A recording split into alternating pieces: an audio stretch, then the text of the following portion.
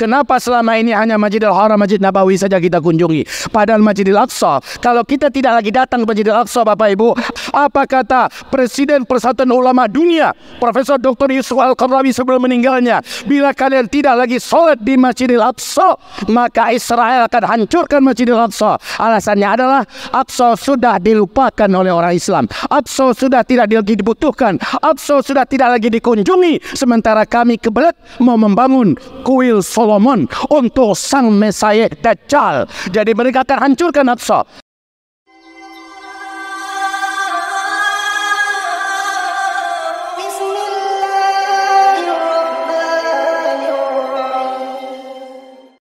Palestina ini bukti iman. Yang tidak peduli dengan Palestina, maka dia bukan orang beriman. Kita dengarkan hadisnya. Man lam yahtam bi amril muslimina falaysa minhum. Orang yang tidak peduli dengan nasib orang Islam lain di tempat lain, dia bukan orang Islam.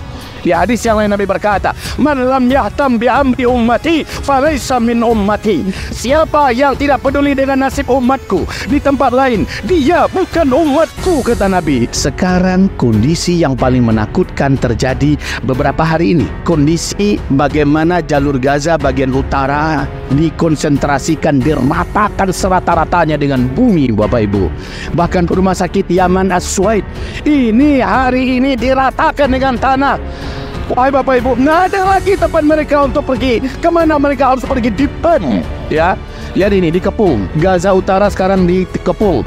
Titik serangan darat dan pos militer dikepung semua. Mau lari kemana lagi kaum muslimin kita?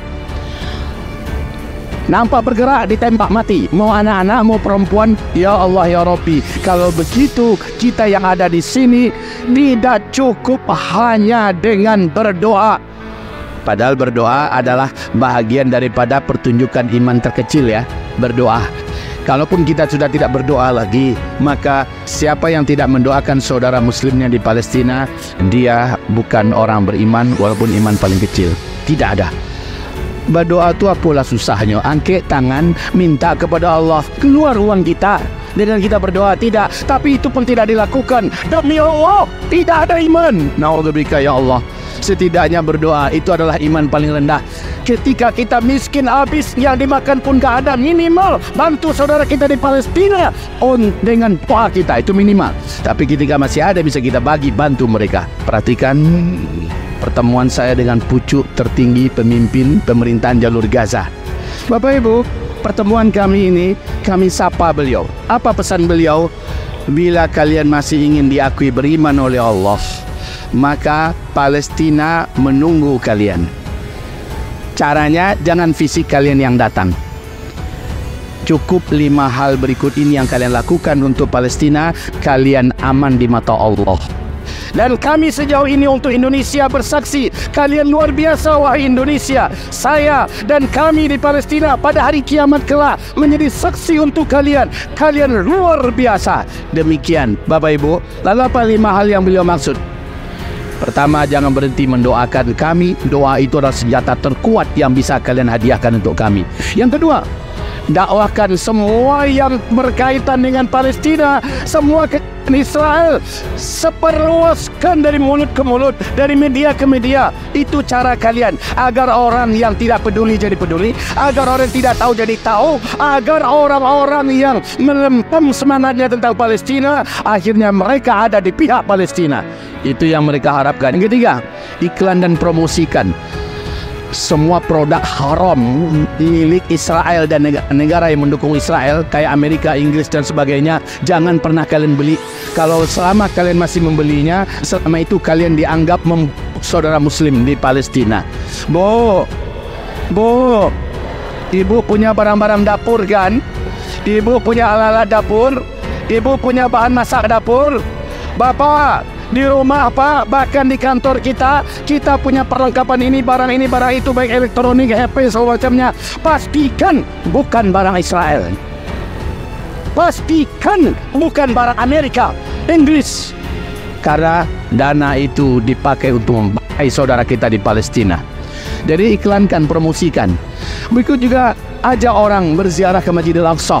Untuk apa Aqsa kami kunjungi Buya? Orang kan lagi perang. Bu, Pak, di dunia hari ini yang boleh sholat di Masjidil Aqsa tinggal 2 negara saja lagi, Indonesia dan Malaysia. Aman untuk orang Indonesia, Malaysia selalu aman masuk, aman di sana, aman keluar. Jadi jangan khawatir Bapak Ibu.